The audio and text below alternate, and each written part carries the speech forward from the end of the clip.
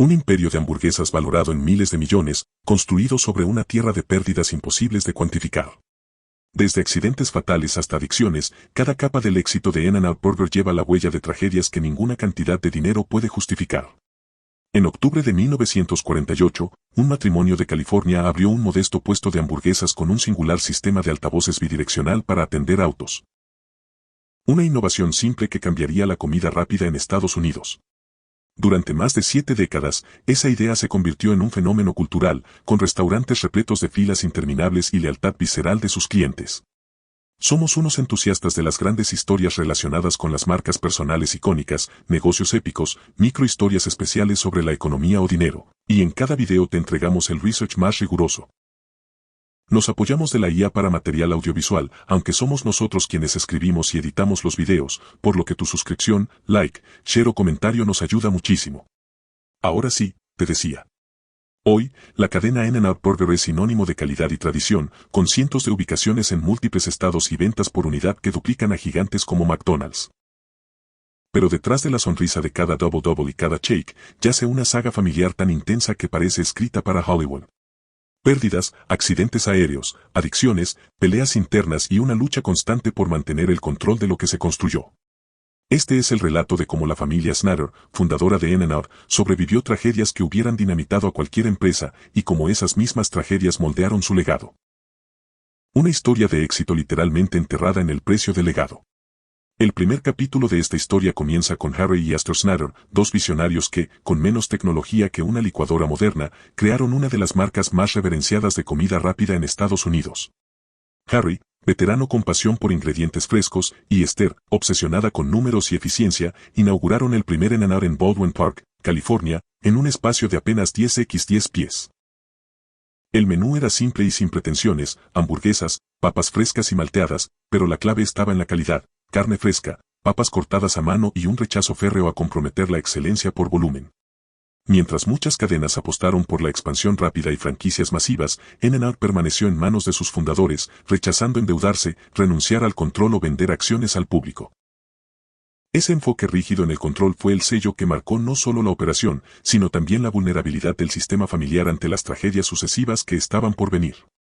En 1976, cuando Harry murió de cáncer de pulmón a los 63 años, Rich, su hijo menor, tomó las riendas de la empresa con apenas 24 años. Rich entendió que el modelo familiar no podía escalar sin estructura. Creó departamentos, formó equipos, estableció una universidad interna para captar y transmitir la cultura de servicio y calidad que definía a la cadena. Bajo su liderazgo, la compañía pasó de 18 sucursales a casi 100, extendiéndose por California y Nevada, un crecimiento meticuloso, sin perder la esencia heredada por sus padres. Pero en 1993, el inesperado choque de un avión privado en Santa Ana se llevó la vida de Rich a los 41 años, junto con 4 colegas. Esta tragedia no solo truncó el liderazgo de una generación, sino que expuso un vacío latente. ¿Qué pasa cuando el artífice de la expansión ya no está? La respuesta llegaría con consecuencias aún más profundas. Tras la muerte de Rich, su hermano mayor Guy asumió la presidencia, expandiendo In-N-Out a 140 tiendas con el mismo espíritu de calidad. A pesar del éxito en las aperturas, Guy enfrentó batallas internas devastadoras. Luchó con adicciones, sufrió múltiples sobredosis y, en 1999, falleció a los 48 años por insuficiencia cardíaca relacionada con medicamentos. Con la desaparición de los 3 hijos de Esther, incluido un hijo adoptado, Wilber, muerto años antes en un accidente de coche, la matriarca quedó sola, cargando la compañía y enterrando a toda una generación. Cuando Esther murió en 2006 a los 86 años, dejó atrás un imperio cuya propiedad y control habían sido moldeados precisamente por el dolor y la pérdida. La estructura del fideicomiso de la familia, diseñada para sobrevivir a herederos que murieran jóvenes, fue literal y trágicamente activada una y otra vez conforme la muerte eliminaba a cada posible sucesor. Cuando Astor Snatter murió en 2006, solo quedaba una sobreviviente directa del linaje, su nieta Lindsay Snatter, de 24 años. En ese momento, heredaba no solo una empresa valuada en miles de millones, sino una historia marcada por la pérdida. Era la última pieza de una dinastía que había sacrificado todo por mantenerse privada, controlada y fiel a su legado. Pero Lindsay no creció rodeada de privilegios visibles. Su infancia estuvo llena de silencios, funerales y una educación bajo estricta reserva. A los 17 años, tras la muerte de su padre, decidió trabajar de incógnito en una sucursal de In-N-Out, pelando papas y atendiendo clientes sin revelar quién era. No lo hacía por marketing, sino por miedo. En aquellos años, sufrió 2 intentos de secuestro. Uno de ellos la obligó a huir corriendo a través de una autopista cuando una camioneta sospechosa la seguía al salir del trabajo. Esa experiencia moldeó la filosofía de discreción extrema que marcaría la cultura corporativa moderna de la empresa. Las cámaras no eran bienvenidas, las entrevistas eran casi inexistentes y su propia imagen se convirtió en un secreto deliberado. Lo que muchos veían como una estrategia de marca misteriosa era, en realidad, una táctica de supervivencia personal. Entre 2005 y 2006, mientras Lindsay aún procesaba la muerte de su abuela, una batalla legal interna estalló entre ejecutivos. Uno de los fideicomisarios acusó a otros miembros del consejo de intentar desplazarlo para expandir agresivamente la compañía sin el consentimiento de Esther. Las acusaciones incluyeron manipulación financiera, malversación y traición. En medio del caos, Esther falleció. La empresa quedó, de nuevo, en manos de una heredera demasiado joven y una estructura directiva en conflicto. Durante los siguientes años, Lindsay se mantuvo fuera del ojo público. No asumió el control total hasta 2010, tras cumplir con las cláusulas del fideicomiso familiar. Mientras otras marcas de comida rápida se globalizaban, In-N-Out se cerraba aún más sobre sí misma. Sin franquicias, sin accionistas, sin deuda. La obsesión familiar por el control total se había convertido en un escudo, una forma de impedir que las tragedias pasadas se repitieran dentro de la compañía. En el corazón del éxito de In-N-Out siempre existió un enemigo invisible. El miedo a perder el control. Tras la muerte de Astor Snatter, ese miedo se materializó en una batalla silenciosa entre ejecutivos y fideicomisarios. Cada uno representaba una visión distinta del futuro. Un bando defendía la expansión nacional agresiva, el otro, la fidelidad absoluta a la tradición familiar. En el centro, Lindsay Snatter, demasiado joven para imponer autoridad, observaba cómo su herencia se convertía en un campo de batalla legal. El conflicto estalló en 2005, cuando un vicepresidente veterano acusó a la joven heredera y a su círculo más cercano de intentar destituirlo para acelerar la expansión de la marca. La disputa no solo reveló grietas internas, sino también la estructura ultrarresistente que había diseñado la familia desde los años 80, un fideicomiso que brindaba el control familiar incluso si todos los herederos morían. Fue una jugada maestra de ingeniería legal. Ningún esposo, inversor o socio podría reclamar derechos sobre la empresa. Cuando Esther murió en 2006, el consejo se fracturó definitivamente. La muerte de la matriarca coincidió con la caída de su último escudo institucional. Sin embargo, lo que pudo haber destruido a la compañía terminó convirtiéndola en una fortaleza. En medio de litigios y sospechas, Lindsay comprendió una lección que definiría su gestión: In-N-Out solo podía sobrevivir siendo hermética. Sin franquicias, sin préstamos, sin socios. Solo familia. En ese entorno tenso, la compañía forjó su identidad moderna, una cultura que combina disciplina cuasi religiosa con resistencia casi paranoica al cambio. In-N-Out no evolucionó a pesar del dolor, evolucionó a través del dolor. Cada tragedia dejó un candado más en la estructura. Cada pérdida añadió una capa de protección.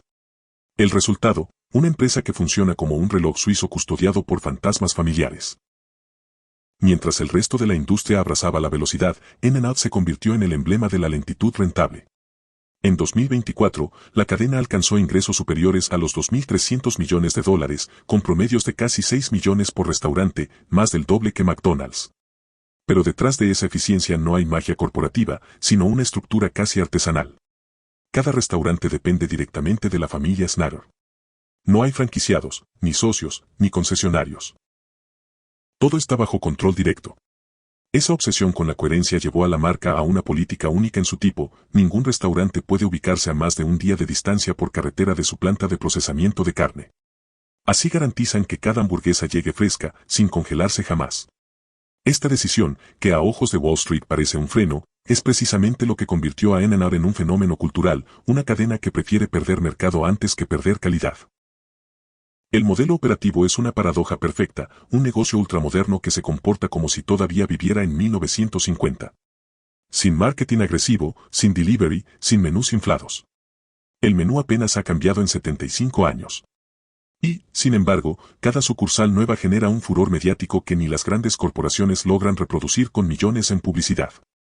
Ese hermetismo absoluto, heredado del trauma familiar, se transformó en una estrategia maestra. La desconfianza que una vez protegió a la familia de intrusos, ahora protege a la marca del desgaste del mercado global. El resultado es un ecosistema cerrado, inmune a modas pasajeras, donde el control no es solo poder, es supervivencia. En 2011, In-N-Out dio su primer salto fuera del oeste estadounidense al abrir en Texas. No lo hizo por ambición, sino por logística. Antes de vender una sola hamburguesa en Dallas, construyó un centro de distribución propio que garantizara su estándar obsesivo de frescura. La expansión no dependía de dinero, sino de geografía. La compañía se negaba a abrir un restaurante donde su cadena de suministro no pudiera llegar en menos de 24 horas por tierra. El mismo patrón se repitió en 2020 con la llegada a Colorado y en 2025, cuando inauguró sus primeras sedes en Tennessee. En lugar de seguir el modelo de crecimiento explosivo de McDonald's o Wendy's, In-N-Out aplicó un principio casi agrícola: cultivar lento, proteger la tierra, cosechar cuando el terreno es fértil. Cada expansión requería infraestructura previa. Primero un comisariado, luego los restaurantes. Nunca al revés. En una era dominada por la inmediatez, esta estrategia parecía un anacronismo. Sin embargo, esa lentitud se convirtió en su motor de exclusividad. Cada nueva apertura generaba colas kilométricas, coberturas mediáticas y un sentido de evento nacional. La escasez calculada se volvió deseo. In-N-Out no vende solo comida, vende pertenencia a una tradición que no se acelera. Hoy, mientras las cadenas globales luchan por mantener márgenes en un mercado saturado, In-N-Out crece a su propio ritmo zen, tan despacio que parece quieto, tan sólido que parece eterno. Su éxito no se mide en velocidad, sino en permanencia. In-N-Out no tiene una estrategia de marketing tradicional. No la necesita. Sus clientes hacen las campañas por ella. Desde los años 80, los vasos, empaques y envoltorios llevan discretas citas bíblicas escondidas: Juan 3:16 en los vasos, Proverbios 24:16 en las cajas de hamburguesas. Fue una idea de Rich Snatter, quien tras convertirse en cristiano renacido quiso infundir valores morales en la empresa. Lo que empezó como un gesto espiritual terminó siendo una de las tácticas de branding más enigmáticas del mundo moderno. El resultado fue una marca con alma. En lugar de eslogans, In-N-Out proyecta autenticidad. En lugar de campañas, proyecta fe. Y en una sociedad cansada de la falsedad corporativa, esa honestidad, aunque nacida del dolor, la volvió sagrada. Comer una hamburguesa de In-N-Out no es solo una transacción. Para muchos, es un ritual californiano, una experiencia cultural cargada de nostalgia y devoción. Las generaciones más jóvenes, especialmente los millennials y la Gen Z, abrazaron esa mezcla de simplicidad vintage y mística espiritual. Las redes sociales amplificaron el mito: cada foto de una hamburguesa con el envoltorio blanco y rojo se convirtió en símbolo de autenticidad frente al plástico global del fast food industrial. El resultado: una empresa que jamás ha necesitado influencers ni campañas millonarias. Su publicidad más poderosa son las filas interminables y los testimonios espontáneos. In-N-Out es, en esencia, una religión disfrazada de cadena de hamburguesas, una que predica coherencia, disciplina y redención a través de la carne, las papas y el silencio. En muchas dinastías empresariales familiares, el control absoluto parece una bendición, hasta que se convierte en cárcel. En el caso de In-N-Out Burger, cada cláusula del fideicomiso y cada restricción diseñada para proteger el legado se forjó a partir de una pérdida personal profunda. El miedo a ceder control terminó por institucionalizar la desconfianza, y esa desconfianza se volvió el pilar de la supervivencia corporativa. Hoy la empresa es lo que es porque nunca cedió terreno a fuerzas externas. Cero franquicias, cero deuda, cero inversionistas externos. Ese férreo control que un día mantuvo a la familia cohesionada también la aisló. En lugar de sistemas flexibles que pudieran adaptarse con líderes diversos, In-N-Out construyó muros alrededor de su cultura y procesos, asegurando que solo su manera de operar pudiera prosperar. Esa misma rigidez que prohibió la entrada de capital o influencias externas también creó barreras internas ultra estrictas, decisiones de crecimiento dictadas por logística, no por oportunidad de mercado. Expansión determinada por planteles de producción, no por apetito de ganancia. Esa lógica ancestral fue esencial para mantener la calidad, pero también significó que la compañía renunciara a potenciales expansiones más audaces y disruptivas. Así, el modelo Snatter se convierte en un espejo: el legado de control absoluto puede proteger, pero también encerrar. La fortaleza institucional que salvó a In-N-Out de la fragmentación también la mantuvo en una burbuja que pocos en la industria podrían imitar sin pagar su propio precio. En 2025, In-N-Out Burger cerró el año con aproximadamente 418 sucursales operativas en múltiples estados del país, consolidando su crecimiento regional sin franquicias ni deuda externa. Las ventas totales del sistema superaron los 2.355 millones de dólares en 2024, y los promedios por unidad rondan los 4 a 6 millones de dólares anuales, muy por encima del promedio de la industria en cadenas comparables. El rendimiento financiero por tienda sitúa a la marca en una posición de liderazgo operacional. Las ubicaciones tradicionales de In-N-Out superan consistentemente a muchas de las grandes franquicias en ingresos por unidad gracias a su modelo de servicio eficiente y calidad fresca.